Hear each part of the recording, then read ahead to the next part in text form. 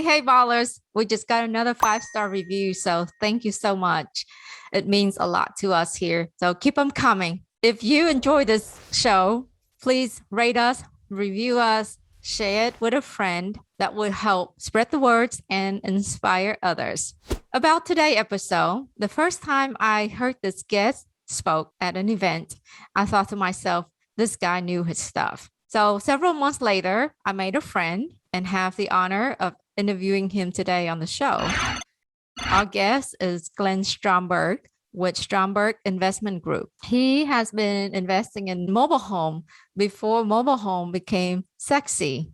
Now everybody wants to own a mobile home park, but this is not what this episode is about. In this episode, Glenn and I will discuss how he made millions in flipping mobile homes and his strategies in turnkey investment with the mobile homes. If you are driving, I would recommend you to listen to it again, as I have taken several pages of notes every time I hear Glenn speak. So without further delay, let's get to the intro.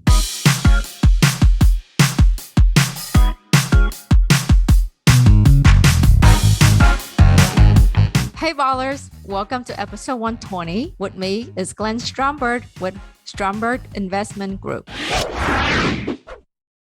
Hey, Mr. Glenn, it's such an honor to have you here today. How are you? I'm doing great, V. Thanks for having me. It's an honor for me too. Well, thank you. So before we get started, maybe would you please give the audience a short introductions of about who you are? Yeah. Once again, my name is Glenn Stromberg. We're based out of Fort Worth, Texas, is where our home office is. And just to give a quick overview, we specialize in manufactured homes on land. And I always want to clarify that it's not mobile home parks. Okay, mobile home parks is a great investment, but that's not what we do. We're buying primarily double wide manufactured homes, 1,500 to 2,000 square feet, sometimes less than that too. But we're buying them on half an acre to an acre tract of land. They're real estate. They have a deed of trust or a mortgage on them, just like a single family home does. And we buy them in 4 states, in Texas, North Carolina, South Carolina, and Georgia. So we're in 4 states. And that's a quick overview of what we do. Well, thanks for clarifying that, because, obviously you've been investing in mobile homes since 1982. And before mobile home was a sexy thing, right? And now everybody wants to own a mobile home park. So whenever we hear mobile home, we thought mobile home park. Right. So thanks for clarifying. Today we really, yes, sir. No, what I was going to say is, mobile home parks can be a great investment, but it's totally different. So totally different what we do. So. Yeah. So today we're going to take a deep dive into your strategies and what's working for you and why you're still here after almost 40 years. So, okay, very good. Very good. But first, why did you choose real estate? Real estate, I had read a book when I was young, and I'm going to forget the exact percentages, okay, but it was like 95% of millionaires either own their own business or they make it in real estate. And I just made a decision. I said, you know what? I'm going to do both. I'm going to put the odds in my favor and own my own business and make it a real estate business. And so, it always fascinated me to make money while I was sleeping, right? Passive income. I love passive income. And so that's why I chose real estate. And I'm glad I did. That's awesome. So you started again, like in 1982. Wasn't that in the middle of a market crash? It was. Matter of fact, back then, actually, interest rates, I actually worked at a mobile home dealership back then. Okay. And of course, when you sell the mobile homes from a dealership, it's personal property. You can change it to real property if you want to. But I remember the first contract I ever signed was 21% interest rate. Like, picture that in today's environment. But I remember when it went down to 18%, I thought, wow, this is great. Only 18% interest, right? So interest rates have changed since then. That's for sure. So. Yeah. Right now we hear anything double digit, we go, that's too much. Way too much. Yes, way too much. Right. So. All right. So obviously you made it through, and tell us about your 2008 story. Okay. And that's really that's a good one, because in 2008, I was doing really the same thing that I'm doing today, but I was buying, fixing, and flipping mobile homes. If I say mobile home or manufactured homes, just for your audience, the terms are the same. Okay, that's two ways of saying the same thing. I think they called it manufactured homes to try to make it sound fancier than mobile homes. But I was probably flipping 3 a month, averaging 30,000 per house. And life was good. I had no employees, no nothing, and it was everything. And then when 2008, when the crash hit in 2008, you couldn't give a house away because the capital markets froze, banks weren't financing, and so forth. So what I did was I went and I interviewed probably every property management company out there because I had 18 properties that were out, that I owned, and I couldn't sell them. So I had to learn the rental game, and it turned out to be a blessing in disguise because I interviewed the property management companies, went to real estate investment clubs, took the best of what they did. And, after I started doing that, I rented out all 18 of them. And then I go, wow, this is pretty nice. On the first of the month, your month's made. This is really good, and there's a lot of tax advantages of doing that. And so that's how we came with our current model. That's how we came. I wasn't smart enough to do it on my own. So 2008 forced me into it. And, what I like to say is this, and we found this out with COVID too, when COVID hit, capital markets froze for only a couple of months though this time. But for the rental business, it doesn't hurt at all because if the capital markets freeze, more people are renting than buying. And so I like to say it's a very recession resistant model when you're renting affordable housing. I think it's the safest place to be in because there's always someone that needs it. So you went from fix and flip mobile homes to buy them and hold them for rental. Correct. We actually have two things. Okay. Just to define our model, we buy the home, and the key to what we do is we fix them up like new. And when I say like new, we fix them up like new. New carpet, new paint, new air conditioning, new appliances. If it needs a new roof, we do all that on the front end to push deferred maintenance down the road. Mm-hmm. Plus, it makes them very, very easy to rent. Okay, so we do a combination of. We use all private investors. I have not used a bank in 15 years. So we keep a percentage of them for ourselves, and we turnkey a percentage to our investors, and then we property manage it for them. We have roughly 500 under management right now. So we have a full blown property management company department. And so that's our model. And yes, we love it. And, I will say this, I think this is important for people to understand, fixing and flipping is great. You could make a great income, right? You can make a very, very good income, but you're going to pay a bunch of money in taxes. Mm-hmm. When you've got the passive income coming in, it does a lot of things for you. It gives you cash flow, number one. Mm-hmm. It gives you depreciation, which is important for taxes. Mm-hmm. Plus, as appreciation grows over time, that grows tax deferred, right? You don't pay taxes on it until you cash it out. So, there's a lot of benefits of holding property versus fixing and flipping. And so that's, it took me a long time to figure that out. So maybe let's explore a little bit deeper into like what type of mobile home or manufactured homes are you buying? Do you have criterias?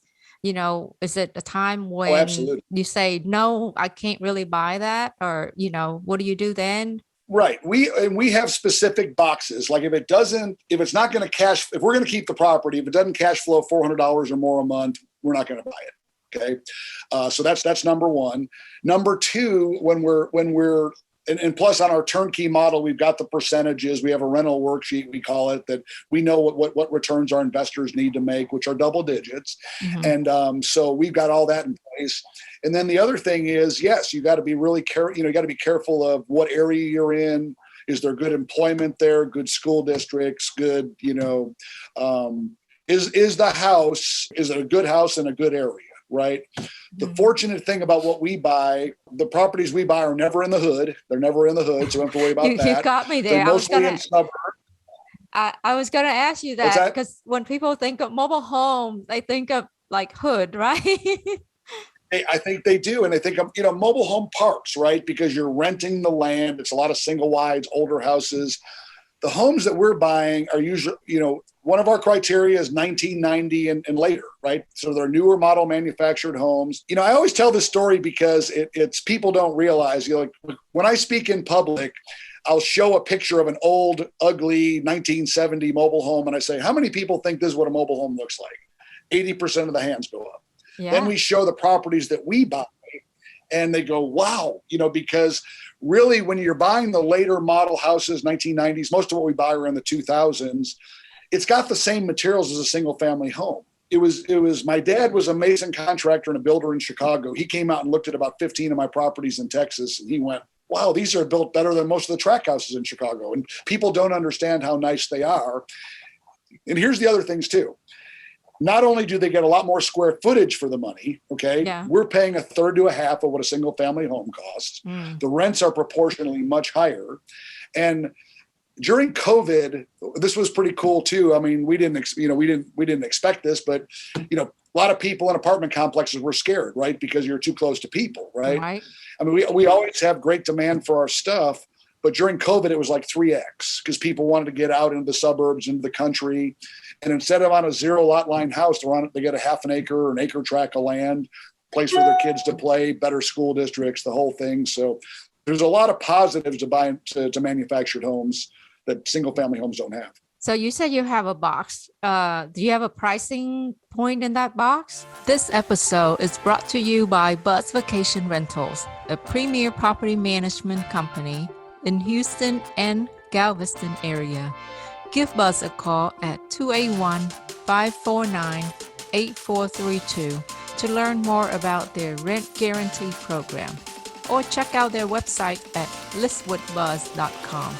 Now, back to the Real Estate Baller Show.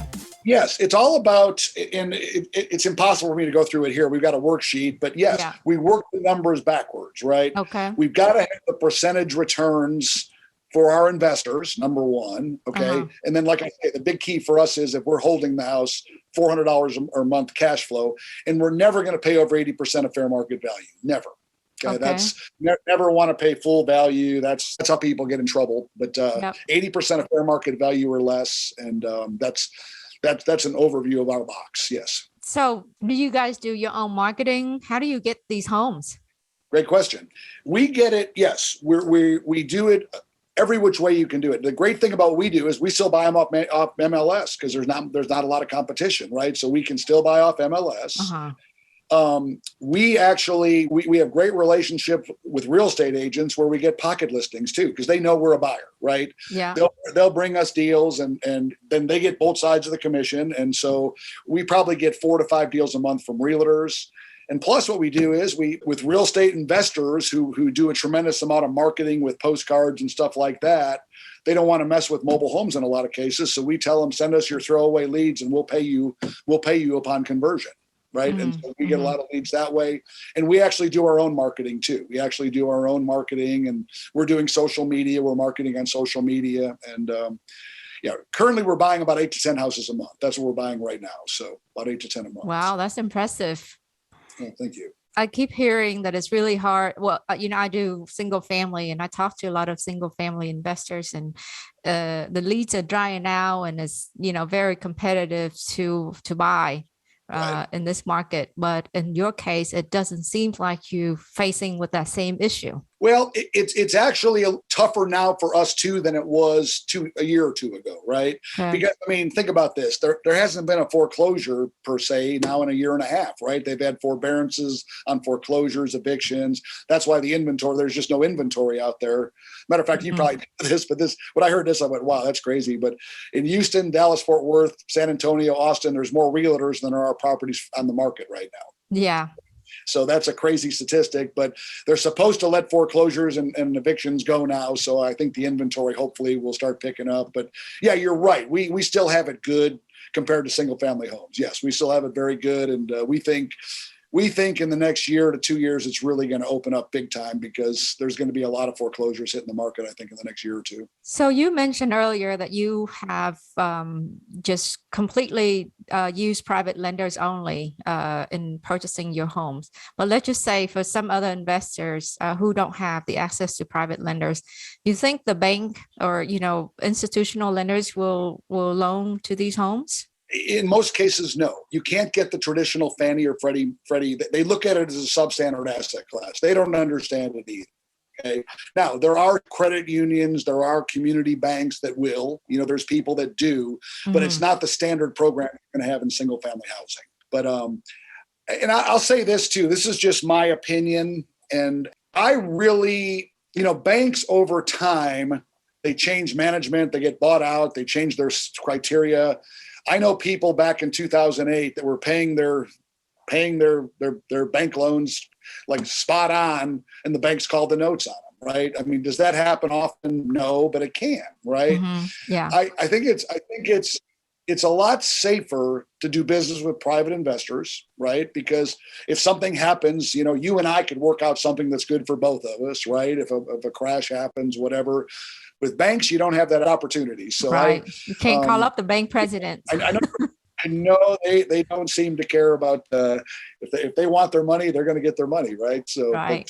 But yeah, there are credit unions, community banks that do finance them, but it's not commonplace like it is in single family homes. But for someone new though, how would they go about it though, Glenn? Like, how do I go find me a private investor so I can go buy a mobile home? And I tell people this. Obviously, a private investor wants to make sure that someone has a track record, right? That they know what they're doing. Okay. Yeah. And we joint venture with people. Okay. I tell people, if you don't have the money, let's work together. Let's joint venture, and I'll be happy to joint venture with you because we've got plenty of investor capital. So we'll do that in some cases. It's like anything else. When you're building your base, right? It's just getting one investor at a time. And then when you do good and you pay them on time, then they tell their friends, and it takes some time, but once you get that snowball rolling, you can have all the investors that you want, as long as you provide a good service, good rate of return, and you know what you're doing. Well, that's all wonderful. Really good information. So I think maybe tell us more of, I'm just sort of curious about that buying box and your return and your portfolio now. What are they worth? These homes? Yeah. Okay. And great question. Okay. And let's start with Texas. Okay. Because Texas, we've been buying in the I've been buying in the Dallas-Fort Worth area since 2006, right? The same model that I'm doing now since 2006. And homes that I bought from 2006 to 2012 in there, the typical all-in cost was probably about $60,000. And now those homes are selling for $150,000 to $200,000. And why are they selling for that much? Because single family homes went from $150,000 to about $300,000, $325,000 now, right? We've got tremendous price, because so many people are moving to Texas. So we've seen tremendous appreciation. Rents have gone up. Some of them have cash flows now of $800-900 a month. So that's the other beauty of holding houses for a long period of time. So I would say today, the typical all-in price for us, and when I say all in, that is acquisition costs plus rehab, like new. Like I say, we don't do it halfway. We do a 100% as close to new as possible. We're probably looking somewhere between 90 and 110,000 right now. That's probably in Texas. Okay. And then in the Carolinas and Georgia, the rents are less, but the entry point's less. I'm going to say the average is probably somewhere between $70,000 to $80,000 is the all-in price on those. And the rents are proportionate. Once again, we make sure there's $400 a month cash flow if we're holding it. We make sure our investors get double-digit cash on cash returns going in if we turnkey it to them. Plus, they have 20% juice in the deal. So that's our buying box, and those are so figure 90 to 110 in Texas, 70 to 80 in the Carolinas and Georgia. That's what our typical buy price is. You make me want to go buy some mobile homes now. They're out there. So yeah, you should. Well, because just think about it. For every one single family home, I can buy 2 or 3 mobile homes and diversify, right? And also, absolutely. What kind of rent are we looking at here? Is it $1,000 a piece, a door? There's properties in Texas now that are anywhere from $1,000 to the smaller ones are probably $1,000. The bigger ones, we have ones that rent for $1,500. So $1,000 to $1,500 somewhere. Yeah. And here's what I'd say too, right? Proportion. I'm going to use the Dallas-Fort Worth area as an example because I know it like the back of my hand. Okay. Yeah. If you leave a 2,000 square foot house in the Dallas-Fort Worth area, say a brick house, 1,700 square feet, you're going to pay around $2,200 a month, somewhere in that neighborhood. Okay. If you buy a double wide on an acre tract of land here, you're going to buy, you're going to pay probably you're going to get for rent $1,400-1,500 a month. Okay. Now to buy that brick house, you're probably going to pay $250, if you're an investor, you're probably going to have to pay in the twos to get it, right? Yeah. $250 because they're going for 3.25 now.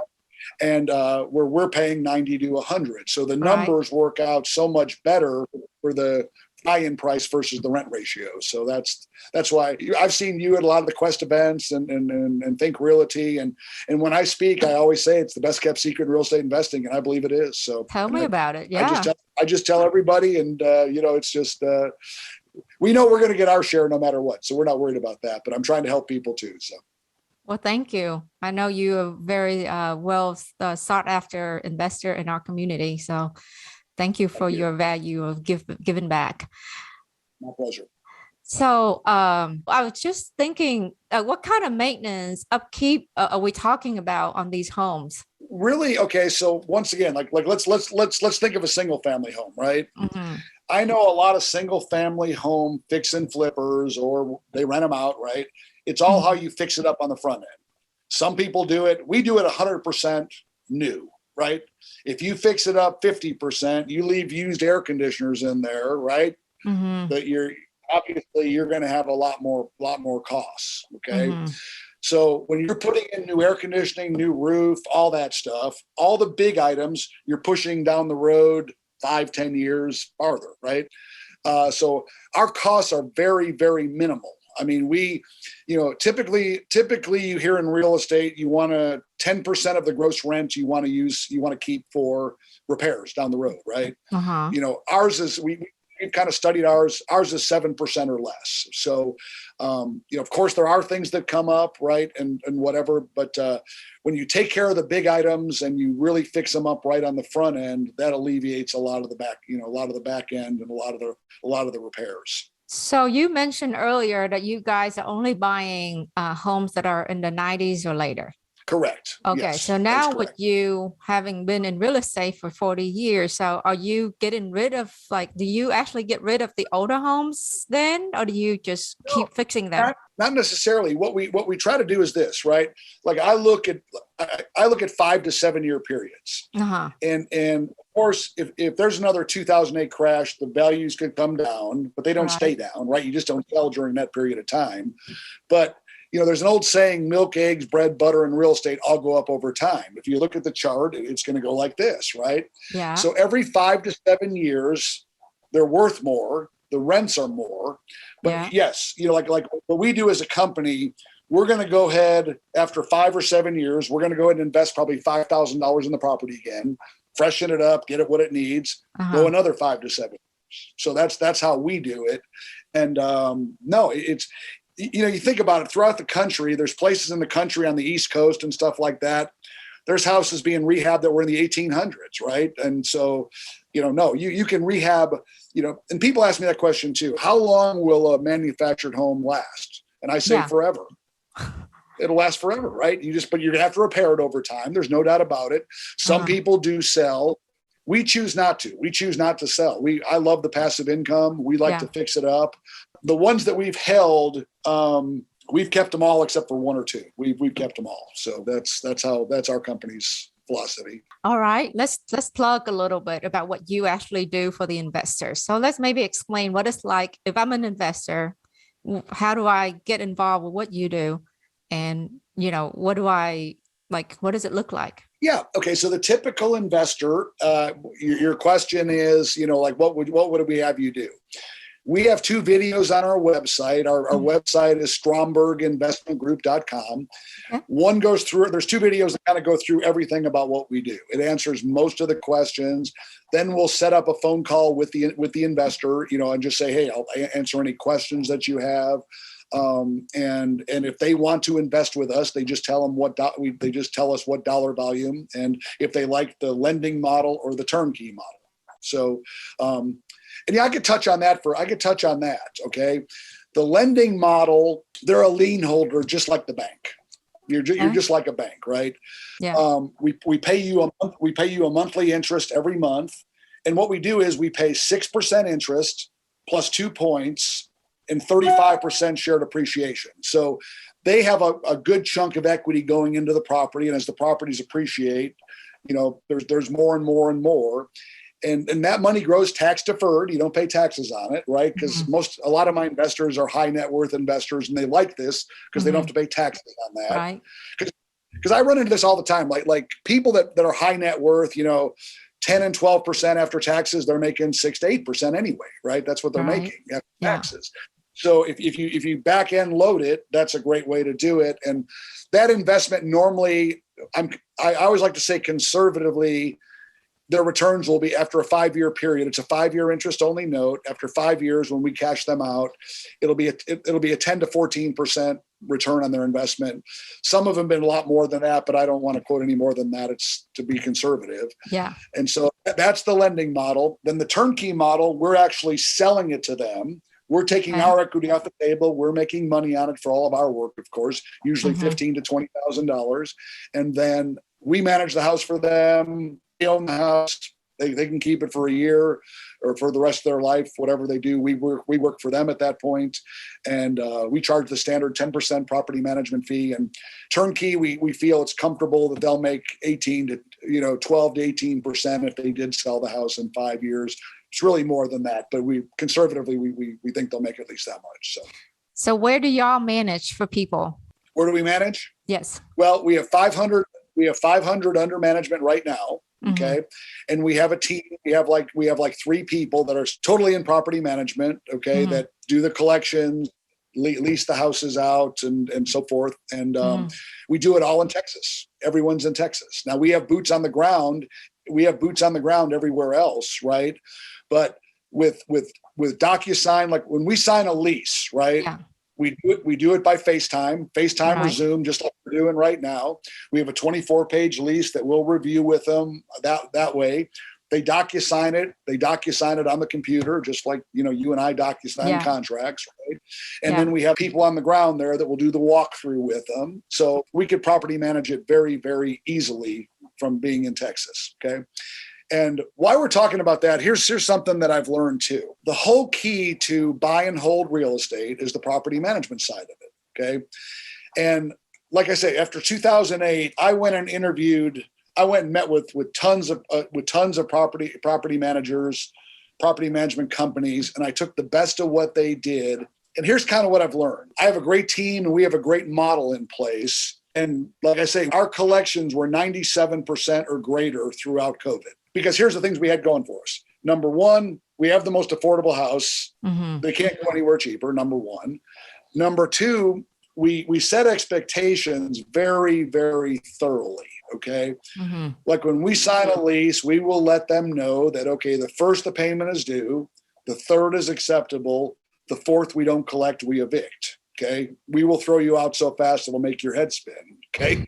And we say it that way too, right? We let them know that we are serious, right? Yeah. You're signing a lease here that we're going to give you a good habitable house. We have to. Okay. And we will. You have to pay and pay on time, and you have to take care of our property. And if you don't do either of those two, we'll throw you out real fast. Because we always like to say this too. If you went to work all month and your boss didn't pay you, how do you feel? And, of course, you know what they say. That's how we feel. So once again, if you're not going to pay and pay on time, don't sign this lease, because we will throw you out so fast it'll make your head spin. So all those things are important. Covering, fixing it up right. Plus we do $100 deductible where they cover the little things. We only cover the major things, which all the major things really are under warranty anyway. The air conditioner, appliances, stuff like that. So there's a lot of ways to do it to where you keep the calls down, you get the right people. We do full blown credit checks, eviction checks. We check them out thoroughly. If they did have some rough patches, like, sometimes bad things happen to good people, divorce, death of a loved one, stuff like that, right? And so we just get more deposit. We'll get 2 or 3 months deposit in the states we can, instead of 1 month's deposit, and put the odds in our favor. So but the property management, it's critical to the buy and hold, right? Without good property management, it could be a nightmare. That's it. Yep. I agree with you. So, do you plan on expanding to other states? Absolutely. Absolutely. We're growing. Right now we're really expanding throughout Texas. That's our number one, because we were just in the Dallas-Fort Worth area up until about a year ago. And so we're buying in Houston, San Antonio, Austin, Odessa. We're expanding throughout Texas. Yes, we've got other states on the heat map, but we're trying to, we want to just make sure we're getting the most out of the states we're in. Alabama, we're going to next. We know Alabama is great for what we do too. And we feel like we have the systems, the processes in place. So now it's just kind of rinse and repeat. Yeah, we can grow when the opportunity's there. Yes. All right. So almost 40 years in real estate. How often did you have to change what you were doing? Oh boy, that's a great question. You have to always watch the market, right?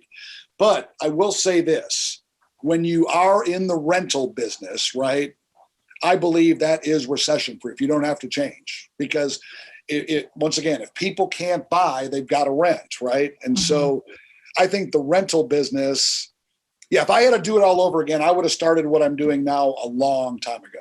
I would have started it a long time ago, holding more real estate. And, I'm in a couple of mastermind groups across the country with some of the top real estate investment companies in America. And it's almost unanimous. Everyone says, man, if I had to do it all over again, I would have kept more properties and flipped less. It's almost unanimous. So, you got to be careful with, like, let's talk about fix and flips now. Someone who's doing fix and flips right now, right? Mm-hmm. There's going to be a point where the music stops, where there's another crash. I don't know when it's going to happen. I thought it was going to happen 2-3 years ago, honestly, but there's one coming. I don't know when. And you don't want to be caught with a bunch of high-end properties when the market crashes, and then you've got nothing there's no plan B, right? To where if you're in the affordable housing, you always have the plan B. As long as you could rent it out and have a cash flow, you're always in good shape. So that's one thing I would be real cautious of right now. If I was a fix and flipper in the mid-range or higher end houses, I'd be a little bit nervous right now. So you're saying you don't have a crystal ball to tell us when it's going to happen? I have no crystal ball because I always admit I thought it was going to happen 2, 3, 4 years ago. I thought for sure the chart said it was going to happen, but I never knew the government was going to keep printing trillions of dollars like they're doing. But I do believe this. I don't have a crystal ball, but I do believe this. My opinion, we're going to see really, really big inflation for the next 5 to 10 years. I think we have to because of the trillions the government's printing. And that's all the more reason to own more real estate too, because real estate is an inflation hedge, right? If prices go up a bunch, like look what's happened in Dallas, Fort Worth, and Houston here in the last 7 years, right? The properties have almost, they've almost doubled, right? They've almost doubled 7 to 10 years, I'd say, somewhere in there, right? Yeah. So when you own a bunch of properties, guess what? You get all that upside. If you flipped it to somebody else, they get all the upside. So, yeah, that's what I'd say. Well, I have some rentals, but, I consider selling several of them. And then every time I looked at it, I was like, well, I can't find something to replace this one with if I sell it. Then I end up just keeping it because they're cash flowing. Yeah. And the other side, from a tax point of view, owning real estate is one of the last things that the government gives us because you get the depreciation. When you do got repairs, they're all tax deductible. They're all, so there's a lot of tax advantages to owning, to having rentals. There's a lot of tax advantages to it. And then you can take your equity whenever you need it, sell some properties when you want to cash out your equity, right? So it's nice to have those choices. So, yeah, I agree. So you mentioned earlier that you didn't have to make many changes, but how do you know when you need to make adjustments? Well, there's, we've tweaked a lot of things. Don't get me wrong, okay, but nothing major, right? And I think another thing that I forgot to say is what was really big for our company was when we went through the EOS process, traction. I don't know if you're familiar with that, but our company, we went through the EOS process to where, I'm the CEO and the visionary. Melissa Hammaker, she's awesome. She's my COO and she's the implementer. And then we have people in each department. And if we wouldn't have done that, we could have never expanded and grown the way we've grown. So we got the right people in the right seats. That was huge. That was a big change that we made. And then you just got to watch markets, watch trends, right? Mm-hmm. There's a housing shortage in America right now. But there's also an affordability crisis in America. There's very, very little affordable right now.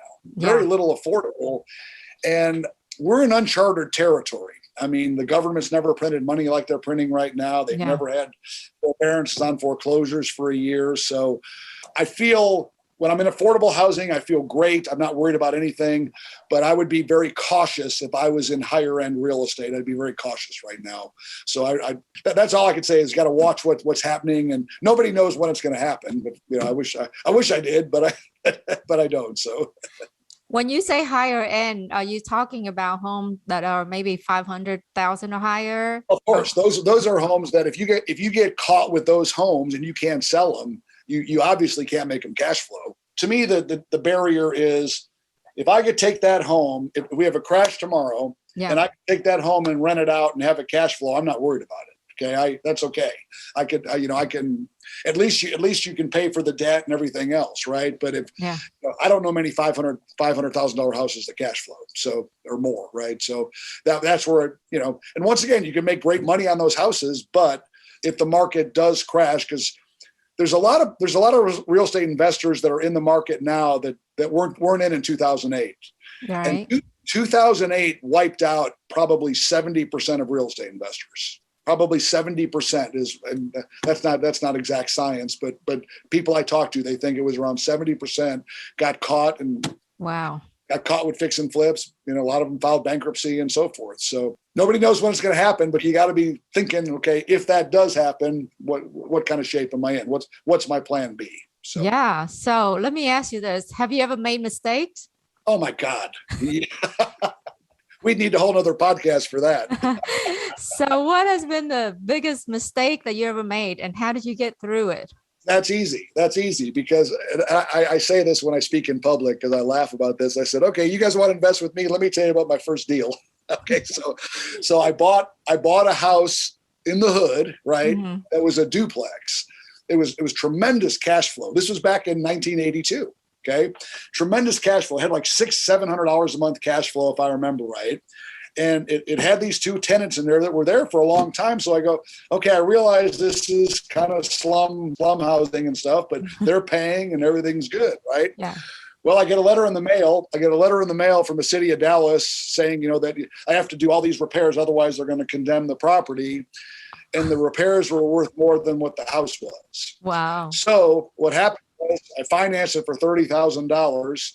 I had to write a $30,000 check to pay off the mortgage. And then I had to pay to get the home demolished and taken to the dump. And so that was my first deal. So yes, that was my worst deal, my most expensive deal. But guess what I learned? Never buy a house like that again. Make sure everything's good. That's why I make sure the house is fixed up like new, because I don't ever want something like that to happen again. Right. So that was my first deal. That was the worst deal I ever did. Yes. That cuts deep, didn't it? It does. But it was a very painful check to write. Thank God I had the money to write it, but it was a very painful check. I mean, $30,000 back then was probably what $100,000 is today with inflation and stuff. Right.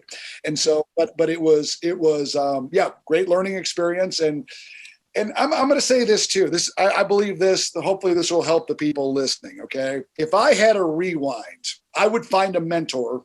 Okay, like they always say, go find someone who's where you want to be, and say, man, I'll work for you for free if you'll teach me what you're doing, right? And people will pay you, of course, right? Yeah. But I would have if I had to do it all over again, I would have found a mentor to work under, to learn from, so I wouldn't have made the mistakes that I made. Right. I think there's a lot of validity to getting a coach, getting a mentor, getting somebody. Yes, you pay money for that. Okay. And I'm not selling nothing because I don't have a program. I don't want to do that. But I think there's a lot of validity. You buy speed. You'll get there faster when you do it that way than trying to do it on your own and just learning from your mistakes. Well, speaking of mentor, nowadays there are so many people, and I do believe in mentoring or getting a coach, but there are so many people maybe done 1 or 2 deals and then they fail or, did horrible at it. And now they became mentor or ex-real estate guru. Yes. Yeah. So here's what I say to that. That's easy. Okay. There's a saying in the coaching world, those that can't do it, teach. Right. So that's I'm talking about a mentor who has a history, who's done hundreds, if not thousands of deals. I'm not talking about someone who's done one or two deals and then going to tell you how you should do it, right? So no, that is not a mentor to me. I want someone with a track record who's proven, that's already where I'd want to get to, right? And that's what I'm talking about when I say a mentor. So be very careful who you listen to. Yes. Yeah, totally agree. So Glenn, who would you credit or thank for your success? Well, okay, I'm a Christian, God first. Okay. I mean, it's all blessings and everything I got is from him. So yes, I always give God the glory, number one. And I've been very fortunate to have some really good mentors in my life. Okay.